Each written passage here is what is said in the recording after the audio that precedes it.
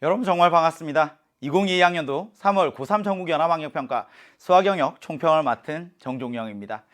이제 고등학교 3학년이 되어서 처음 치르는 학력평가였어요. 아마 겨울방학 때부터 열심히 준비해온 친구들 많았을 텐데 이 선택 과목의 범위는 굉장히 작고, 그리고 이제 공통 과목에서 고난도 문항들이 다수 출제되면서 아마 여러분들 체감 난이도가 상당히 높았을 거고요. 실력 발휘를 못하지 않았을까, 굉장히 좀 마음이 좀 무겁습니다. 그렇지만 우리 항상 가지고 있어야 되는 생각이, 내가 지금 당장 맞춰낸 문제들이 나를 성장하게 만드는 것이 아니다. 내가 틀린 문항들이 결국에 나를 성장하게 만드는 것이다 라는 생각을 가지고, 나중에 수능날 2교시 웃기 위해서 지금 잠깐 예방접종, 지금 잠깐 아픈 것이 훨씬 더 낫다는 이야기를 꼭 해드리고 싶습니다.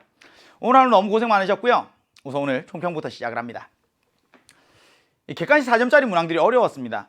사실 어려운 문항이 뭐 5문항 있다고 치면 이게 단답형에서 많이 나오는 시험보다 객관식에서 많이 나오는 시험이 체감상 훨씬 어렵습니다. 그래서 앞쪽에서 이제 꽤 많은 시간을 허비했을 만한 문항들이 곳곳에 있어서요. 뒤쪽에서는 이제 시간에 좀 쫓기면서 실력 발휘를 못하지 않았을까. 그래서 여러분들이 지금 고3 현역인 수험생이라면 꼭 시간 안배를 하는 연습들을 하셔야 됩니다. 혹시라도 내가 앞에서 막혔어, 그냥 패스하고 넘어가는 거죠. 끝까지 보고 나서 다시 오는 거예요. 왜냐면 뒤에서 문항 번호와 관계없이 내가 풀어낼 수 있는 조금 더 쉬운 문항이 있을 수 있으니까.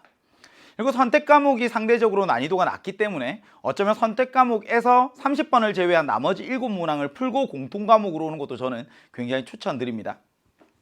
수학원, 수학2 난이도는 평가원에서 작년부터 굉장히 어렵게 출제하고 있거든요. 그래서 수능과 비슷한 수준이지 않았을까. 그러니까 고3 현역 학생들에게는 굉장히 어려웠을 겁니다. 선택 과목의 출제 범위는 굉장히 작았죠. 1단원도 다 들어가지 않았습니다. 그러니까 별 의미는 없다. 결국 이번 시험에서 공통 과목을 제대로 얻어가는 것이 중요하다.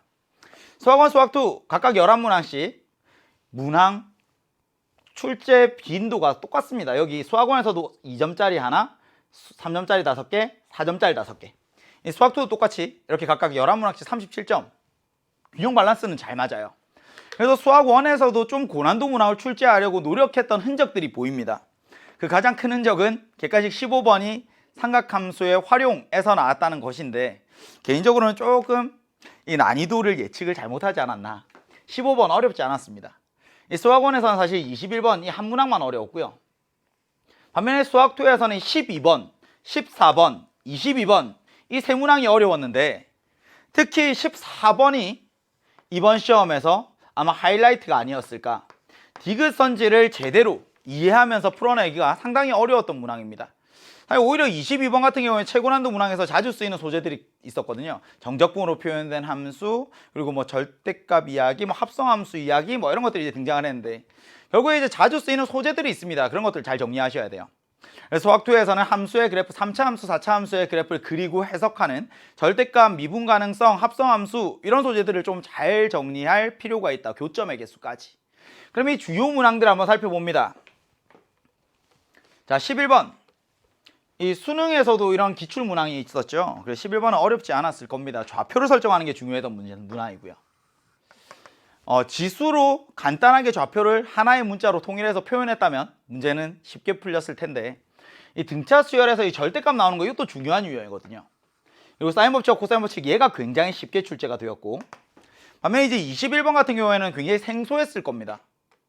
실근이 하나 생긴다는 걸 어떻게 해석해야 할까. 그래서 수학원에서는 21번이 어려웠던 문항, 반면에 수학2에서 12번도 굉장히 시간이 오래 걸렸고요. 14번 디귿 굉장히 어려웠고요. 22번은 사실 문항 번호에 비해서는 그렇게 어렵지 않은 소재들이었습니다. 그래서 이렇게 수학원, 수학2에서 이제 주요 문항들 살펴봤고, 수학원은 이제 이하영 선생님 해설 강의, 수학2는 제가 해설 강의 준비해뒀으니까 주요 문항들 좀 눈여겨서 보시기 바랍니다. 확률과 통계 미적분 기하는 출제 범위가 너무나 작았습니다. 확률과 통계 경우의 수 다 들어가지도 않았고요. 순열과 조어까지. 그 다음에 미적분도 수열의 극한까지만, 그리고 기하도 2차 곡선주에서 타원, 포물선, 쌍곡선까지만 이렇게 출제가 되었죠. 전부 다 8문항씩 출제가 되었고, 당연히 4점짜리 문항 3개가 조금 어렵게 출제가 되었지만, 경우의 수, 확률과 통계를 풀면서 여러분 느끼셔야 되는 건, 이번에 정말 경우의 수에 대한 이야기가 다 나왔거든요. 원순열, 같은 것이 있는 순열, 중복순열, 뭐 조합 이런 이야기들 다 나왔잖아. 근데 결국에 중요한 건 케이스 분류입니다. 케이스를 분류하는 눈, 그런 힘을 가져야 된다. 그건 단순히 이 단원뿐만 아니라 뒤에 있는 확률 계산을 할 때도 마찬가지고요. 그러니까 확률과 통계를 전반적으로 꿰뚫고 관통하는 키워드는 결국에 케이스 분류라고 생각을 하시면 됩니다. 그래서 중복이 없이 그리고 빠진 것이 없이 케이스를 어떻게 이쁘게 분류하고 접근할 것인가. 뭐 중복 조합의 수 이런 건 이제 전통적으로 최고난도 문항으로 출제가 되는 소재죠. 수열의 극한에서는 수열 이야기가 중요합니다. 이건 미적분 전체에서 수열 이야기가 중요한 건 아니지만 이거 3월 학력평가에서만 그랬던 거야. 조금은 지엽적인 너무나 이 작은 소재들을 가지고 8문제나 내려고 하다 보니까 아무래도 수학 1에서 수열 이야기들을 잘 이해하고 넘어왔어야 풀 수 있는 문항들이었다라고 생각을 합니다. 반면에 미적분은 여전히 평가원의 출제 기조와 동일하게 방향만 제대로 잡는다면 계산 과정은 복잡하지 않도록 출제가 되고 있습니다.